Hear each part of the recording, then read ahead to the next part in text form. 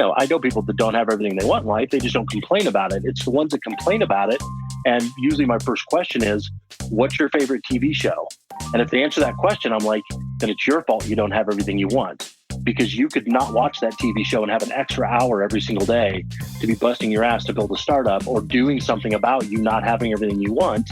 You're making choices, which is totally fine. If that's your jam, that's your jam. But don't complain that you've been served a bad deal when you are proactively making a choice on how you spend your time.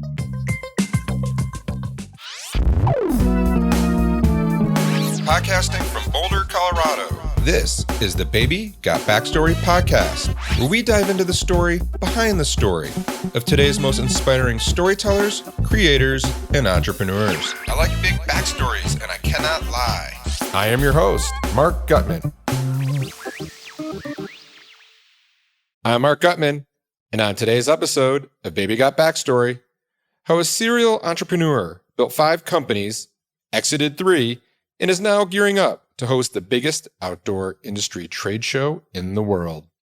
Now, if you like and enjoy the show, please take a minute or two to rate and review us over at iTunes. iTunes uses these as part of the algorithm that determines ratings on the Apple charts, and ratings help us to build an audience, which then helps us to continue to produce this show. On today's episode, we are talking to Erik Boles, a serial entrepreneur who has started 5 companies and exited 3.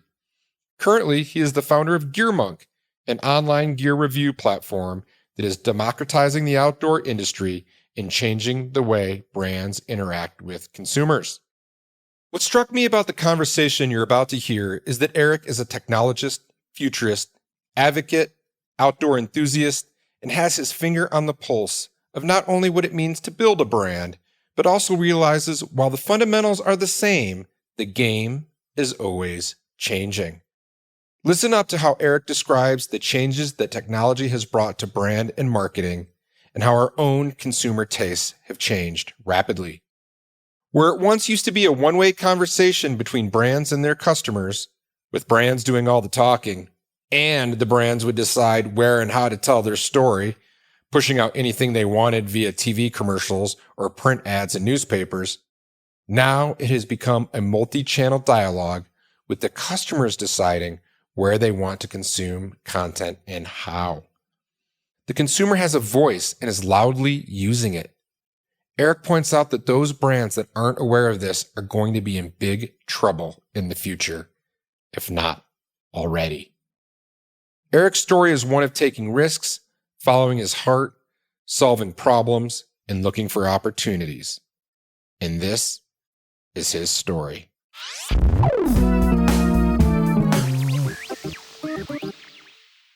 So Erik, what is Gearmunk? So Gearmunk is a virtual video-based platform all around outdoor gear reviews: hiking, skiing, backpacking, paddling, camping, biking, climbing, etc., with the added flair that it is a rewards-based system and it's community-based. So rather than listening to a few people tell you what gear you should buy, you're getting the wisdom of the crowds, and they're incentivized through algorithms to be genuine and be honest, because they earn a credibility score, like a wine score or something similar, and that determines what rewards you get. And we start to connect you with brands that find you interesting, and they give you discounts and free gear and demo gear and all those kinds of deals.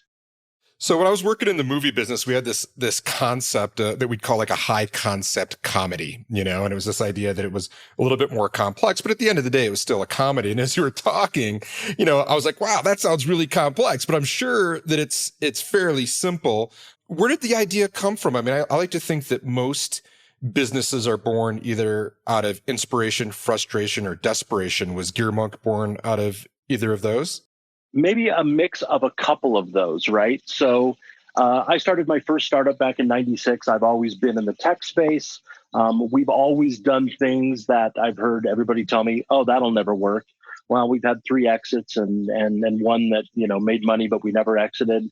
And now we're on to number 5. And through bad decisions and too much drinking, I took a job with the 4th largest newspaper company in the U.S. and went on to lead them in digital media until I realized that newspapers will never really understand what that word digital media means.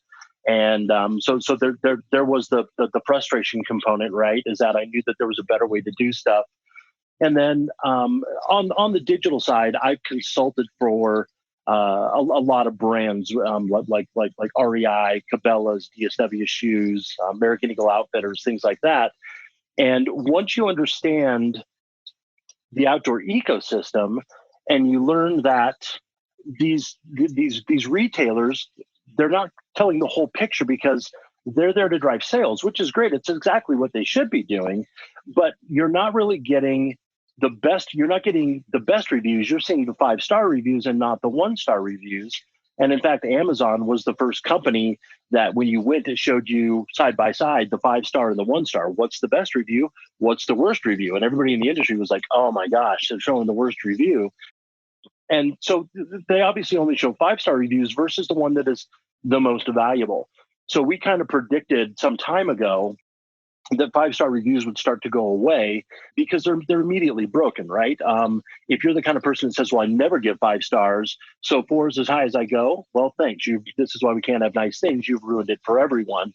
And now we have this broken system because you've done it on a 25, 50, 75, 100% scale versus a 20, 40, 60, 80, 100 by eliminating a 5th star. And now we're seeing like Netflix goes to a thumbs up or a thumbs down. So ours is really based on, was this review helpful, not helpful, and how genuine was it? So a bunch of different, it's actually a 21-point algorithm. So it really kind of sifts through like what makes this a credible review. And that's what really determines your credibility score. And what we kind of saw was, okay, there's all these great brands out there that are from, the North Face and Patagonia and Arc'teryx and all these cool companies, but there's also thousands of brands out there, these cottage brands that nobody has ever even seen before, and they're making amazing stuff. And we're like, there's got to be a way to get these brands in front of consumers that are looking for the next latest, greatest gear, whether it's climbing gear, skiing gear, whatever, and we ran across this company that nobody's ever heard of. And they had this backpack, and this gal was showing it to me. It was a ski backpack, and she was like, unzip that pocket on the bottom, and there's these 2 little plastic T-handles on webbing. And I'm like, I don't really understand what this is. And you pull the webbing out, and when you let go, it retracts in on a reel. And I'm like, okay, I still don't get it. She's like, you're skiing, you're with your kids, you're on a cat trail where your kids can't ski because they're young, whatever. They come up to you, unzip this pocket, grab these T-handles, you ski, drag them behind you, and when you get to a point where they can go downhill again, they let go and they retract into the backpack. And I was like, oh my God, why doesn't everybody own one of these? And she's like, because we're not big enough. We don't have the capital to get into any retailers, whether it be specialty or REI, so nobody's ever heard of us. And I was like, okay, we're going to make sure that people hear about you. And so that's really the inspirational side is, we think all good gear deserves a chance, and we're the platform to do that. Oh my gosh, there's like so much to unpack right there. But first, Sorry.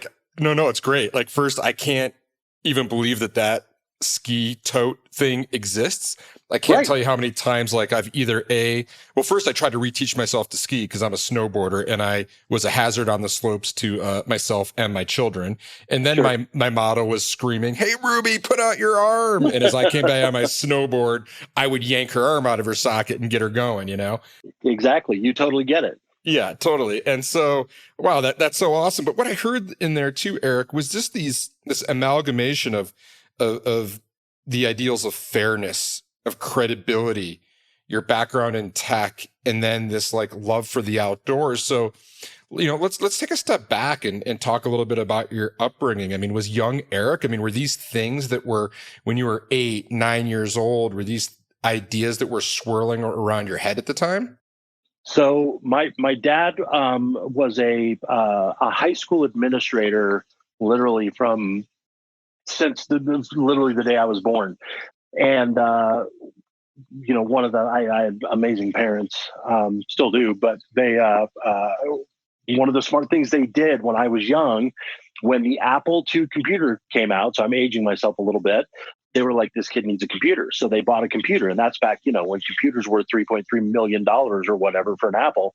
And that kind of began my love of that environment. And it just kind of took off, and it was with me all through high school. And I was kind of that weird kid that was like really into computers, but also was like, a starter on the football team and blah, blah, blah, and all that stuff. And so it's always just kind of stuck with me being around computers my entire life. And then I took a short stint and was a firefighter for 10 years in Washington State. And, everybody had CompuServe and whatever. But then AOL came out, which was really the first, integrated environment where people could do cool stuff. And we saw AOL, and all of a sudden I was like, there's a business model here. Like AOL is going to change the way people perceive being online. And this was really pre-internet because AOL was just a closed ecosystem. And that's when I launched my first startup in '96, and we sold that in '97. The lessons I got then, so we were just a web design shop back in '96, right? We just did web development, and back then nobody knew how to write HTML. There were no drag and drop HTML editors to build web pages. There was none of that stuff. So you had to know HTML. And you didn't have to really be good at it because every single website looked like shit. So anybody could be a web designer. So that was great. I remember like talking to this one customer, and they're like, hey, can you do that little mailbox where like the door opens and the envelope comes out and the envelope goes back in, the door closes? And I was like, yeah, we can do that. And they were like, we want that. And I was like, no problem. And now I look back on that and I'm like, oh my God, why did I not talk them out of that? But back then that was cool. But working with these businesses, and they were like, hey, it'd be really great is if we didn't have to have a printer on every single person's desk and a dial-up internet account for every single person in our office. So when we sold the first company, which was incidentally named Cowlitz Internet Advertising and Internet Design, because we were in Cowlitz County, Washington. And that's when I had my first lesson in branding, that you don't name your business Cowlitz because nobody knows what it means or how to spell it. And from there, when we sold that, we were like, let's start doing networking for businesses where you say, okay, you bring in one DSL line, you have one printer, everybody prints to it, everybody's online all the time, whatever. And so we started that company and we sold that. And that's really when in late 98, early 99, that's really when we started to see networking or dynamic websites take off, right? So PHP and MySQL and database-driven dynamic type websites where it wasn't just a static web page that looked like a digital phone book. And the problem that everybody had was, okay, I go to company A and they design my back end, my PHP, my whatever, my Java, my JavaScript, and then they move it to our servers. And everything breaks. And the hosting environment blames the people that wrote the code. And the people that wrote the code blame the hosting environment. And we're like, all right, well, we don't really want to get into front-end web development because we already know from 1996 that we're really not very good at that. So why don't we build a hosting company that also does development? Everything lives in one environment. There's one throat to choke when something breaks, and then partner with front-end web development firms. So that's what we did.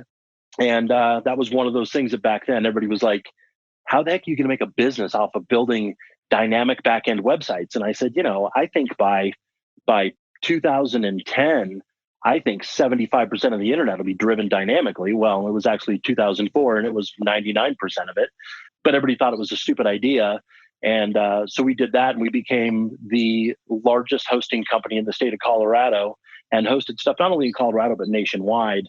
And we sold that. And one of the companies that we hosted was all of the properties for Freedom Communications, which is the fourth largest newspaper company, or was until they broke apart. And we hosted every single one of their 118 properties. When we sold the company, they said, we need somebody to run interactive. Why don't you come do that? And I said, I'll come on for 6 months, but I don't really believe in anything that you do at the newspaper level. I don't think you'll ever be successful. And so I'll give you 6 months. And 7 years later, I looked at my watch and I was like, holy shit, I'm still working for a newspaper. I got to go. And so interactive, I mean, like you took this and maybe for our listeners, you can set the stage because you went through a real big chunk of history there. And like, I mean, I remember AOL. I remember I got on it. Like like I didn't like no one really knew what kind of like screen name you were supposed to have, and most people had like anonymous names. Where now I'm like, hey, I'm Mark Gutman on everything, right? Or Mark at Wild Right. Story. But like then I was Cinema Star, that was like my name. I was Right. like, you had to have like some like real fancy name, and then you moved into, and just for our listeners, maybe you can even set the state, like what is a dynamic website at that time, the back end, like what's going on, what are the complexities? Because I remember like building websites was like moving mountains. And I think to your point, it was nothing like it is today with WordPress or Wix or any of these other options that people have. If you could just like kind of remind us what that time was like when you're talking about dynamic development. Yeah. So back then it was like you would write this static HTML, which is hypertext markup language, and you would, you would literally go into like a text editor, and if you wanted text to be bold, you would do a open bracket, a B, and then a close bracket, and you would type the words you wanted, and then you would put open bracket /B close bracket, and that was opening the bold tag and closing the bold tag. And you're right, it was like moving mountains. Well, then people were like, I wonder if there's a way that somebody could email me directly from my website. And that, was kind of the birth of PHP, which is a coding language, and it uses a database on the back end where, somebody feels like we see them everywhere today, right? You're like, hey, contact us. You put in your name and your email address and your message. Well, back then, that all had to be custom written as well. There was none of this like drag a form in and drop it, and all of a sudden you had a contact form. Like you had to go through and write all of the code on the back end to make that work. And more people were saying, we want to be able to, have a contact form or have other dynamic content. Today we look at it and it's like, well, yeah, I'll just go write a blog post and it'll just update the front end of my website, and then that's super easy. Back in the late 90s, as you said, that was moving mountains. And so the only way to do that really well for customers was to be able to write that interface where they could go in, type stuff. And then we got to the point where when you typed stuff, you would click on the B button for bold or the U for underline or the I for italic, and, left, center, right, justify, all those things. So that's really what we were doing, was building that back end infrastructure for our customers where they could have this dynamically driven website that relied on all this back end code and more robust servers to host it. And like, how long did it take back in the day to make a form, for example? Oh, gosh. You would spend 15, 20, 25 minutes.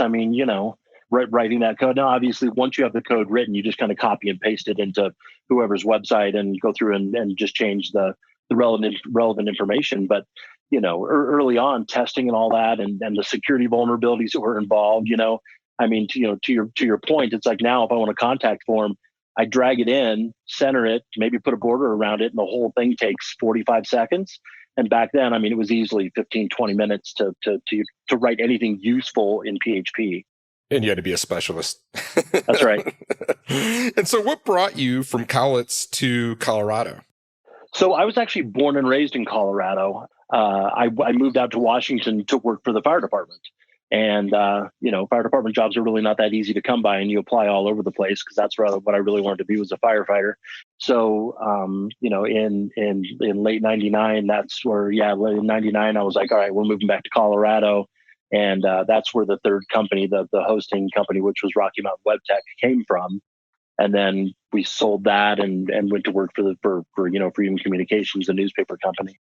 Yeah, and I love that. And we have a lot of similarities in the fact of kind of bouncing from different disciplines. And so, how did you come to the conclusion that, firefighting wasn't for you? And then how did you muster up the courage or the gumption to make a change? Because I know in my own past and story, those are always the hardest, when you're like, oh man, I've got like the metaphorical sunk cost of like, I'm here, I'm a firefighter, I've invested in this. Like making a change is going to be difficult. I don't know if it was like that for you, but I'm just kind of editorializing with my own experience. Was it like that for you? Yeah, well, very much. And I think that's really the big thing about building a startup, going out on your own, doing those type of things, is that, in the mid 90s, I was 25 years old, and it's like, of course I'm going to do this because you're young and you've got the world by the tail, and you don't have a whole lot of things at risk. Now, being in startup number 5 and much older, I certainly see where people are way more apprehensive to build that startup. But, kind of what drove me into it was, and I was like, there's money here. Oddly, they don't pay you a whole lot to go into burning buildings for a living. Oddly, you think they pay a lot more, but they don't. So I was like, and the great thing about being a firefighter is it's the best part-time job you'll ever have, because you work 24 on, 48 off, 24 on, 48 off. So really, it's you got all the time in the world to do something else. And then when Cowlitz Advertising and Design really took off, and then we sold that, and then we parlayed that money into the networking group, which was the Boles group, and that really took off. And I was like, I think I've got to make a decision here. Like I'm either gonna start running startups full time, or I'm gonna do other stuff like fire department and whatever and all that. And so that's really when I made the decision that it's probably a lot safer and healthier of a lifestyle to kind of go this direction. So that's what I did, and yeah. So that's kind of how that worked out. Yeah, and so being such a seasoned entrepreneur and kind of going through the process so many different times, like what's scary about a startup? Everything. I think the biggest. I think people that start a startup, whether it be a tech startup, whether it be a true startup, or just an entrepreneurial venture, whether it be, hey, I'm going to open up a coffee shop, which is arguably easier because a blueprint is there, right? It's like there are hundreds of thousands of coffee shops. All you have to do is really follow their model and make something unique. It's still very, very scary because you're like, we don't know if it's going to work. We don't know if people will use it. We don't know any of those things. But I think probably the biggest misstep that I see people make in doing that is they're half pregnant throughout the process. So it is I'm going to invest as much time into this as I can, but I really can't because I've got to do X, Y, and Z as well. And I've got to have this job, which I fully understand. You've got to have your 9 to 5 to pay the bills and feed the kids and pay the mortgage and all that. But the biggest misstep is I've got to have that, but I've got another, 12 hours a day minus sleep, a little bit of sleep, where I could be working on this. But I've also got, whatever my favorite 3 TV shows are and things like that. So they really try to make the startup fit into their lifestyle rather than making that startup their lifestyle. And I think that's where almost all of them fail because they just don't put in the time and the effort. And that's where you get the horror stories of, oh, it's so brutal starting a startup. As long as you're willing to commit to it, man, it's really not that tough. Yeah, it's kind of like it's kind of like that saying, this plane has no landing gear, right? If you're flying the plane and know you can't land it, you're probably going to fly it versus if you know you can touch down and you have a safety net, or you just don't have the energy because you're working another job. It's really difficult. Yeah, that's a great analogy, and this is the issue that I take with everybody that complains about how they don't have everything they want in life and whatever. And, I know people that don't have everything they want in life. They just don't complain about it. It's the ones that complain about it. And usually my first question is, what's your favorite TV show? And if they answer that question, I'm like, then it's your fault you don't have everything you want, because you could not watch that TV show and have an extra hour every single day to be busting your ass to build a startup or doing something about you not having everything you want. You're making choices, which is totally fine. If that's your jam, that's your jam. But don't complain that you've been served a bad deal when you are proactively making a choice on how you spend your time. Well said. And having gone through startup land myself, I know exactly what you mean. So let's kind of go back a little bit to your career. And, you started off in a more traditional advertising space. You then got into and correct me if I'm wrong, but I'm hearing it as less of a traditional advertising space, more of a technology space. You're doing back-end development, you're doing hosting. Then you get into interactive with Freedom. Was that, again, more of a traditional advertising role? Well, so Freedom did something very, very smart early on, and that is they created an entire interactive division. And in every city, whether it be Orange County or Lima, Ohio, or Florida, or whatever, or Colorado, they had a separate building away from the newspaper that was their interactive team, and we led all of the online efforts. Then somebody at a corporate level made a decision that it was really stupid to have two offices and they could work a whole lot better together if they were all in the same building. So they took all the interactive people and stuck them into the newspaper building, which if you ever want to kill creativity in an interactive person, stick them in a newsroom with a bunch of journalists and it'll happen almost instantly. And that's exactly what happened. And it's not their fault. I mean, journalists are bred through school and whatever to say, our job is to be the fourth estate, get all the news, get all the facts, and tell the story the next morning in print and put it on somebody's doorstep. It's just not the way that people consume information anymore.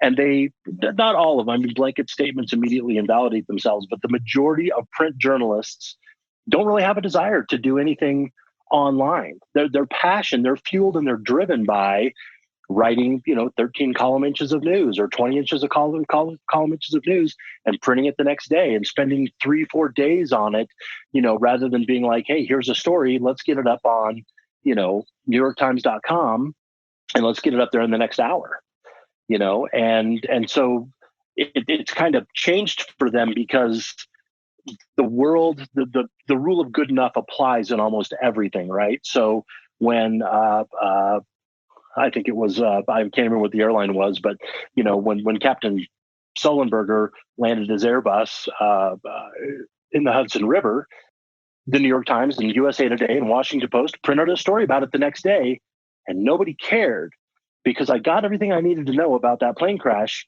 from people that were standing on the wing of the plane on Twitter within 10 minutes, right? So nobody read their stories. So, yeah, I got a little bit off topic there for you, and I apologize. But yeah, that's that's kind of what literally drove me out of the newspaper industry. Was we were setting a budget in I think it was 2005 for 2006, and we had budgeted laptops, air cards, and video cameras, and we were going to write them the portal where they could go out and shoot video and upload that video to their various news websites, whether it be the Orange County Register or whatever. And I had a editor take their glasses off and look at me and said, video on the internet, that is the stupidest thing I've ever heard in my life. And I was like, wow, I got to go.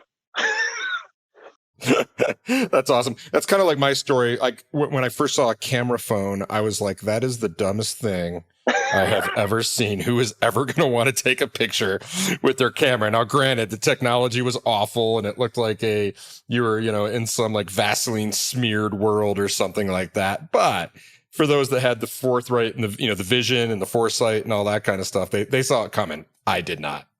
Yeah. Back then, like, me being again on the more technical side, it's like you couldn't walk into a data center if you had a camera phone in your pocket in the early days of camera phones. They made you check it at the front desk because you couldn't take pictures inside of data centers. Now you can't, it just be everyone had to check their phone, I mean, there's no like. That's right. Yeah. Everyone's got a capture device, of course. That's right. This episode brought to you by Wild Story. Wait, isn't that your company? It is.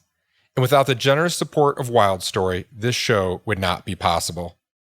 A brand isn't a logo or a tagline or even your product. A brand is a person's gut feeling about a product, service, or company. It's what people say about you when you're not in the room.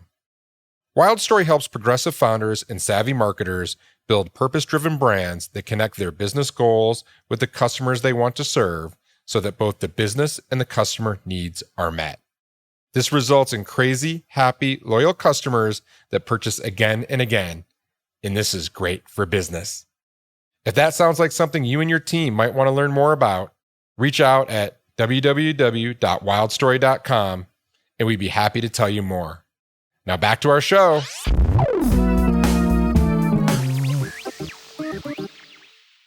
So you're going through your career and you got out of that business and you founded another tech company, I believe. Is that correct? Yeah. So number 4 was we were like, okay, we know that this was literally on the tail ends of the video on the internet. That's the dumbest thing I've ever heard story. And me and a buddy of mine, Brian, went to lunch, and we literally, I said, we're going to lunch. We're going to Southside Johnny's, and there's a good chance I'm going to drink a beer during lunch, or I might come back with a deer rifle because I can't handle the stupidity inside this building. And over lunch, we started talking. We were like, what if there was an online video show that was all about the outdoors? And so we kind of put together what was at the time Colorado Outsider TV. And there was a destination guide. So like Breckenridge or Vail or Aspen or Park City or whatever. And like everything you want to do when you go to Breckenridge on a ski vacation. There was a activity guide. So once a week, there was a full HD video that was all about, some activity, whether it be skiing or whether it be mountain biking or something like that. And we'd cover a specific trail. And then there was a gear guide. And that gear guide was the latest gear, the type of gear like, avalanche gear for winter season, the kind of stuff you need for camping, all those different types of things. And really, we were like, okay, how the heck do we do the gear guide? Because we don't really want to go out and spend hundreds of thousands of dollars in gear. So I cold called somebody in marketing at REI Corporate in Seattle. And I said, hey, you don't know me. My name is Erik. I live in Colorado. We're going to do this really weird thing where we want to do this gear guide, but we don't really want to buy a whole bunch of gear and we're not the experts on gear. So we'd like to do it in an REI store in Colorado Springs with your gear and your staff because they're experts. And she said, yeah, it's a great idea. How do we get started? And I said, I don't know, because I didn't expect that answer from you. And she was like, okay, fair enough. She was like, why don't you call me back when you figure it out? And I was like, okay, have a good day. And we hung up. And I was like, that was just a yes from REI. I'm not even sure what that just happened. And within 2 weeks, we had camera gear sitting on my front step, which back then was 10 grand worth of camera stuff and lighting and microphones and audio and all that. And another week later, we were in an REI store and with lighting and all that and going over camping gear and backpacks and sleeping bags and bikes and everything else that REI carries. And that's really what kind of spurred that moving forward. And then we expanded that programming as well. It was we were at a mountain biking festival in Fruita, Colorado, known as the Fruita Fat Tire Festival, and everybody was drinking beer. And I was like, this was in, I think, 2007-ish. Yeah, I think it was in 2007. And I said, I've got this buddy of mine that he does this stupid wine show and he gets a ton of views and everybody watches it. And I was like, why don't we do a craft beer show? We all love craft beer. Why don't we start a craft beer show? Because there's a real tie between people drinking beer and mountain biking, skiing, hiking, backpacking. It seems like they kind of go together. So under that same company, we launched what was known as Beer Tap TV.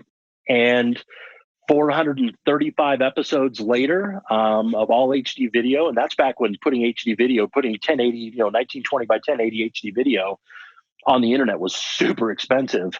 And you paid for everybody that viewed it.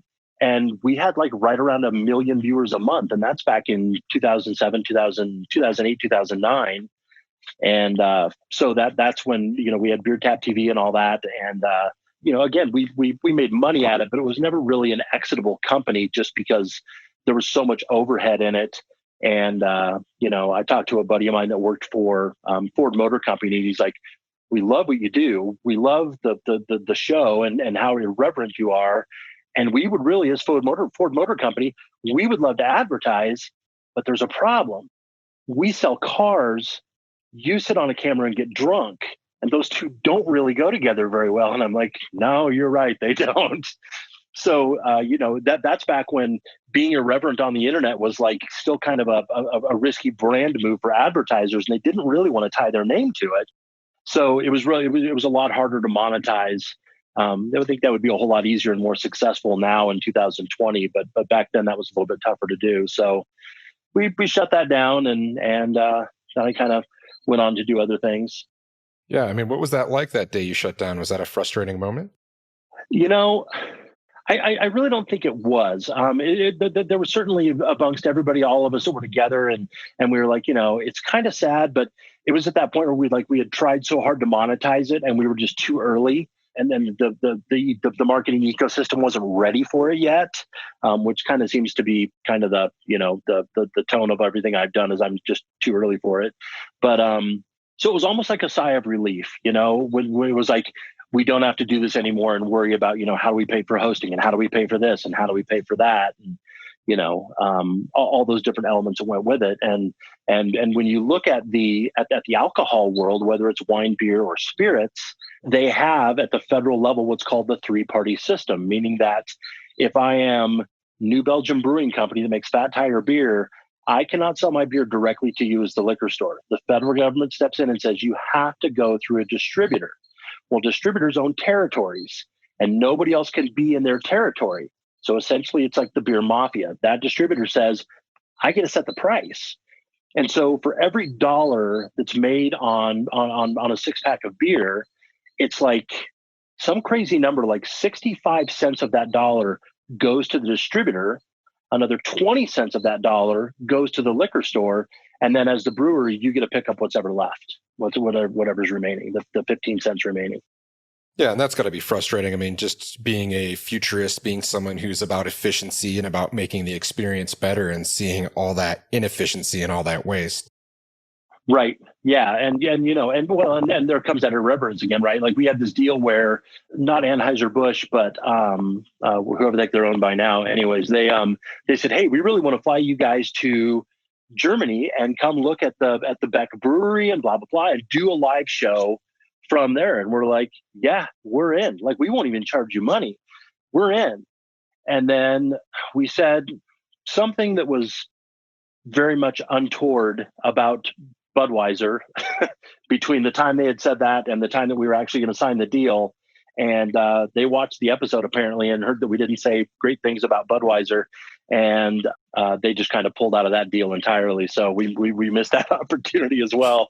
But there was that, you get it doing a podcast, right? It's like, yeah, I can either like toe the company line or I can just be honest and whatever. And then we're getting to that age now where it's like not even getting there. We've been there for 5 to 7 years, but we're in that space now where it's like, this is what people listen to is podcasts, like this one that are genuine and real. And they don't listen to the ones that are towing the company line. Absolutely. I mean, that authenticity and just like, the transparency of a brand and, also, realizing that we're all people, whether you're a brand, a consumer, someone running the beer show, whatever, right? Like, and I think as consumers, we can super sniff out when it's inauthentic and when it's a paid placement and when someone is just, selling us and we hate that. And I have to imagine that that's also, a big motivation for you in Gearmunk. Yeah, absolutely. And then you're exactly right. You hit the nail on the head, right? Is that we know we know statistically now that like 91% of consumers do not trust brand messaging. They just don't. They know that they're being lied to. And even when we're not being lied to, we think we're being lied to because their whole job is to sell product. So what we do trust is we have a know, like, and trust environment around people that resonate with us and are regular people just like us, whether that be a blogger or a YouTuber or an Instagrammer or a podcaster or whatever walk they come from. Those are the people that we build that affiliation with or that affinity with. And so when they say, hey, I've got this great pair of hiking boots, or I just bought the brand new Fiat, or, I bought, this baseball bat or this dress or whatever, we intrinsically trust them way more than we trust somebody that's coming from a brand voice. So really where the smart money is for brands, and brands are finally starting to realize this. There's been obviously the front runners that figured this out years ago. And then there's the huge monolithic brands that think they can't be disrupted. We call those the newspaper brands. They feel like, we're too big, we can't be disrupted, we have too much money. And really the way to sell is by getting, is by channeling all your efforts, not into print magazines or TV magazine or TV ads or radio ads or whatever. It's by getting your brand in front of bloggers, podcasters, YouTubers, Instagrammers, TikTokers, whatever. It's interesting that, in 2007, everybody's like, oh, I'll never be on Twitter. That's the dumbest thing ever. And then eventually they were on Twitter. And then in 2011, they were like, Instagram, how vain are you? Hell no, as a brand, we're not going to be on Instagram. And then eventually they were on Instagram. So you'd think that they would learn their lesson. And now in the marketing world, we're still hearing from brands, TikTok is stupid. Well, that stupid TikTok just had 313 million downloads in Q1 of 2020, and they're almost at 1 billion downloads now in North America for TikTok. So, there's certain brands that just simply are never going to get it. But you're right. It's like, if you can tell your story through a channel that has an audience, whether that audience is 10,000 or whether that audience is 1 million, it's worth it. Yeah. And you had mentioned that, historically you felt like, the name of the game for Erik Boles is like, hey, you're ahead of your time. You're pushing new ground. You're forging new ground. Do you feel that way with Gearmunk? Not now, I don't, but I did when we first sat down and started talking about this with Gearmunk many years ago.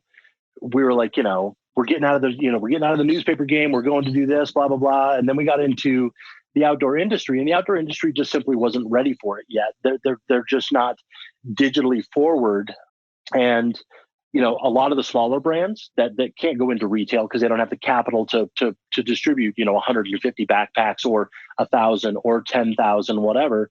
So that's why you always see the North Faces, Patagonias, whatever, because does send you that product. And if you're a small brand, you're like, okay, there's a lot of challenges to getting into retail, right? One is I don't have the capital to send them 1,000 backpacks. So let's say somebody gives you a loan and you can go make 1,000 backpacks, or you have an investor and you send them 1,000 backpacks. If they don't sell all 1,000 of them, the way that environment works is they send you back whatever they don't sell. So if they send you back 600 backpacks, they only pay for 400 of the backpacks. You get the 600 back, and you have to figure out what the heck to do with those now. And you've lost money on that. And in addition, if I have my backpack hanging on one peg in a specialty outdoor store, and now I have to convince that salesperson to sell my backpack over one of the bigger well-known brands.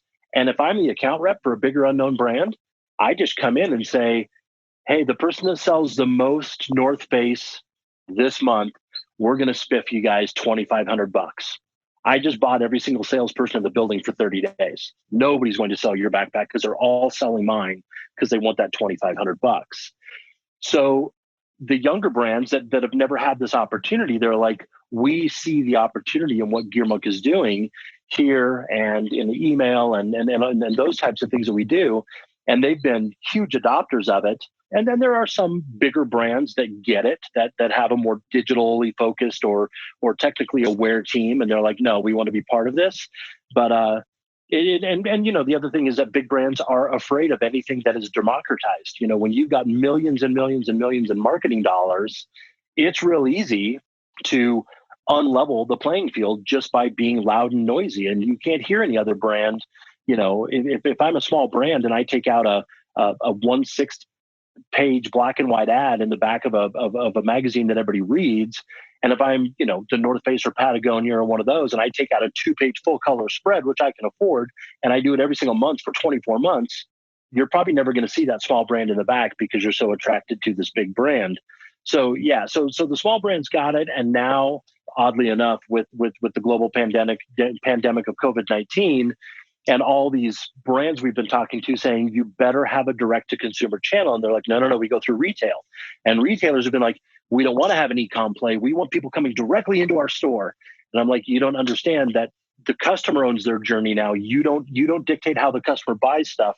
And if you dictate they have to come into your store, they'll just go get it on Amazon or Zappos or a billion other places, or backcountry.com or REI. And so they didn't do any of those things. And now all of a sudden the government said, you will be closing your doors for at least 70 days. Retailers are afraid, as they probably should be. And I'm hoping that they recover, because I got my start in high school working in a specialty retail shop right here in Colorado, selling outdoor gear. But brands are finally realizing we have to survive. We have to build a way for our business to move forward.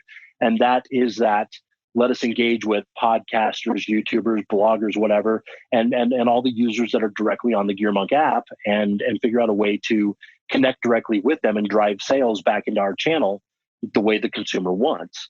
So we're finally getting to that tipping point of everybody finally gets it and realizes what we're doing. And that's why we launched the Thin Air Gear Show, which is really the outdoor ecosystem's first real virtual trade show.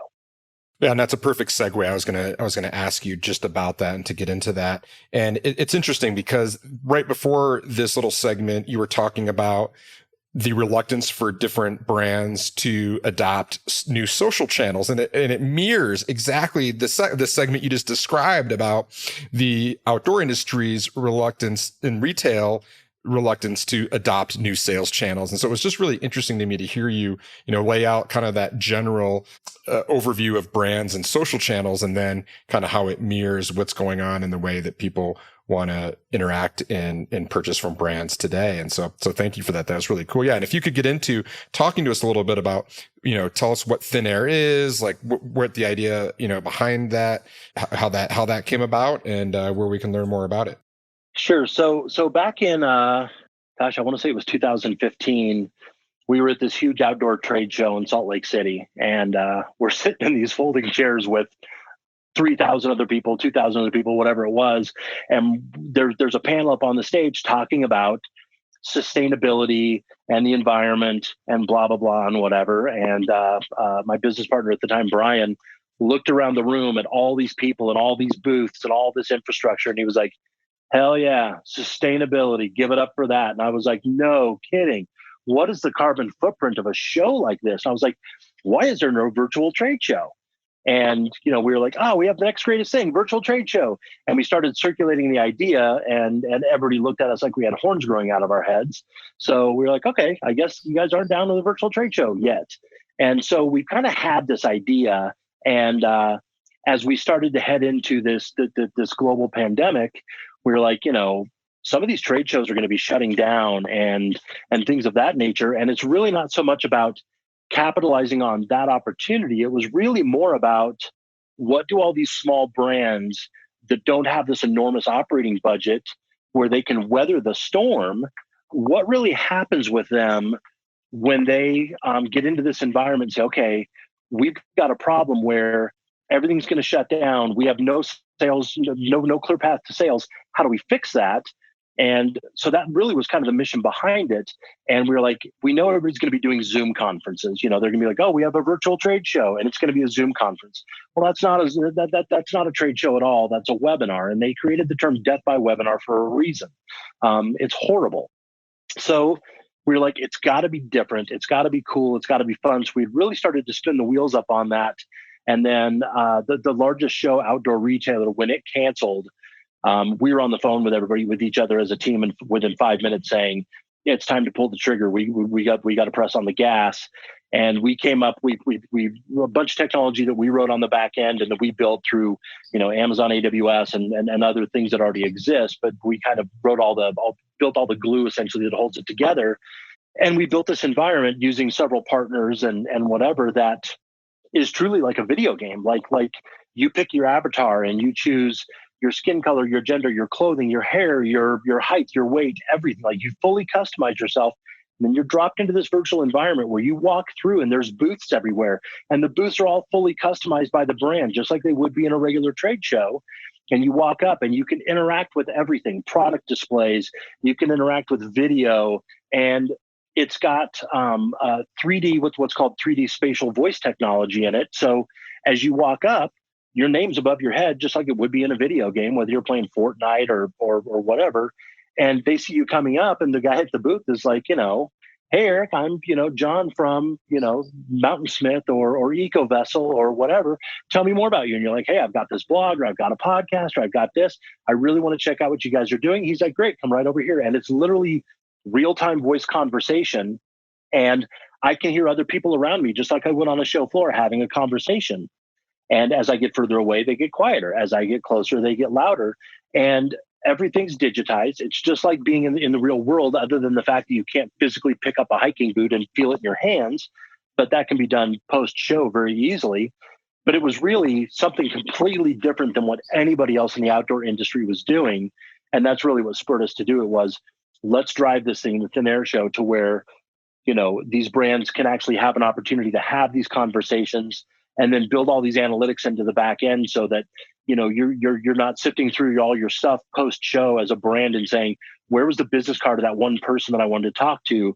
Or if you're a media person, saying, where was that business card from that one backpack company or that one cooler company that you can't find? Because everything's right there. Like, who visited my booth? What did they click on? What did they see? What did they touch? What did they hear? Who did I have conversations with? All that's built in. So when the show's over, as a media person, you can connect with them, and as a brand, they can connect with you. And that's the other thing, is that, these big shows have always been let's drive sales into retail so they can sell our product. We're like, there's a better way. The better way is get in touch with influential podcasters, bloggers, YouTubers, Instagrammers, etc.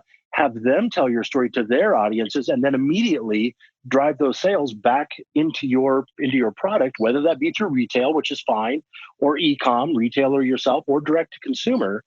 But that just seemed like the logical win for us, and has for a long time. And this really was the cataclysmic event that made that happen, you know? Totally. And I have a background in that space, and we can talk more about that later. It's not that exciting, but I just have some knowledge there. And, I feel like it's been like pushing a boulder uphill to get people to adopt some of these technologies. And to me, it's just crazy to think about how quickly we've adapted from a brand, from a marketing standpoint, when forced to do so.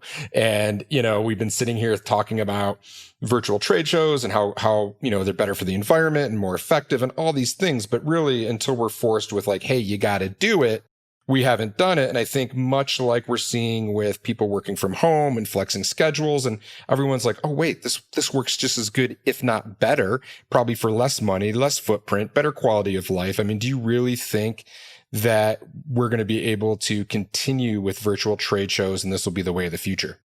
I don't think it's the way of the future. I think it is and it isn't. Let me explain what that means. I think for the foreseeable future, physical trade shows very much do exist. Humans are humans. We want contact. We want to, be able to hug each other and say hi and pick up products and go have a beer with a friend. I don't think there's any successful trade show going forward that doesn't have a virtual component to it. That's a great distinction. Yeah. And I think it's much like the way that we're interacting with brands today that you've highlighted several times. Like, look, you have your core brand messaging and channels, but then look, you got to find different channels where your audience also is, like a podcast or a YouTube channel or a TikTok. Right. Yeah. Very good. Yeah. That's like we had a conversation with one brand and they were like, well, it's not like they're going like, where are these people going to go to find good gear? And I'm like, what do you mean? I was like, they're going to go into one of 3,000 different Facebook groups that has 60,000 people in there where they can ask questions. They're like, well, they're not going to like buy a hiking boot based on somebody else's recommendation. And I'm like, they're doing it right now. Like, it's been happening for years. And they're like, are they getting the right hiking boot? And I was like, that doesn't matter. Right or wrong hiking boot doesn't matter. What matters to you in the outdoor industry is that they're not going into your store and buying from retail because they're buying online. So you better figure out a way to become a content creator if you're a retailer and add value so that I know that, when I've narrowed down my decision, I'm going to go that direction. And you're going to see retailers or brands themselves follow the Zappos model, right? Which is, hey, I think I need maybe this one of 3 different hiking boots. Great. We'll send you all 3 of them. Try them on in your home, in the comfort of your home. Walk around for an hour in each one. See which one feels the best and send back the other 2. Zappos pioneered this over a decade ago, 15 years ago. And you send them back. And so I've got the pair of hiking boots that I want, that I know that fit and they're comfortable and I love. So, I certainly don't think retail is dead if they choose not to be. But if they don't fully embrace and hug and love and make out with the fact that digital is here and this is the way people are buying shit now, they will be. So, it's the newspaper model all over again, right? It's like, blogs will be dead. Nobody's going to listen to podcasts, whatever. And look where newspapers are now, right? So the market wants what the market wants, and it doesn't care if it hurts your feelings or not. So you can be as romantic as you want about the way things used to be, but the pirate ship is going that way, and you're either on it or you're stuck on the island, and the choice is pretty much yours. Oh, I love that tough talk. I really do. It's like, hey, like you can deny it all you want. Doesn't mean the world's going to change to your point of view. And so I think that's something that's so important to understand, that really the customer and the consumer does drive what we're doing. And if we're not focused on that, it's going to be a really tough road. Yeah. Well, I think it was Neil deGrasse Tyson that said, the beautiful thing about science is it doesn't care what you think about it. Like it's just science. Like, you can believe it or not believe it. You can believe that the earth is flat if you want. Science doesn't care if you think that or not. Erik, as we come to a close here, I got one last question for you. Mm-hmm. What do you love about building brands? I love the challenge of changing things. I love moving things forward. I love doing things that haven't been done before that make life better for people, whether you're a brand, whether you're a consumer. Um, Doing something that's not like, I've never once been in it for the money. It's never been like, I think we can make $1 billion at this. I mean, I've never built $1 billion startup in my life, and I probably never will. I don't think I'm smart enough. But there's this opportunity where, again, it was like we started to discover, and we figured this out in I think 2014 or 15. Again, this big show in Utah that used to be in Utah called Outdoor Retailer. They have the main convention center, and then they have what they called back then the pavilions, which are these three enormous like circus tents out in the parking lot in the middle of the summer in the Utah heat, which was amazing. And we're like, we wonder what's in there. And we went in there, and it's these 800 startup brands that nobody's ever heard of before. And we were like, the world would be a better place, not only for these brands, but for consumers as a whole, if they had way more choice on amazing outdoor gear that are being made by these people, right? So that's really what drives me is like, how do you create things that just make the world a little bit easier, a little bit better for everybody, and and truly make the outdoors more approachable. There's so many people that are like, of course I would love to go camping, but I'm not going to drop $2,500 on a tent, a pack, a bag, camp stoves, whatever, bags for the kids, all this other stuff. You don't have to. That's the beauty of it, is you don't have to go out and buy the super expensive name brand stuff. There's all these cool manufacturers out there that are doing such cool stuff. And it really empowers more people to get outdoors, get away from video games, get away from the TV, live a better lifestyle. I mean, just everybody wins. Brands win, consumers win, the outdoors wins. The more people we get outdoors, the less chance there is that somebody at a government level is going to turn it into an apartment complex.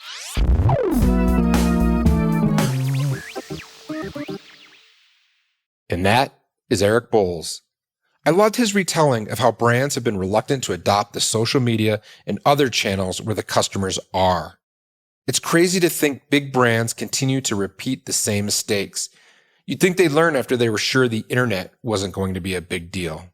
But then again, I'm the guy who thought cameras and phones would never take off.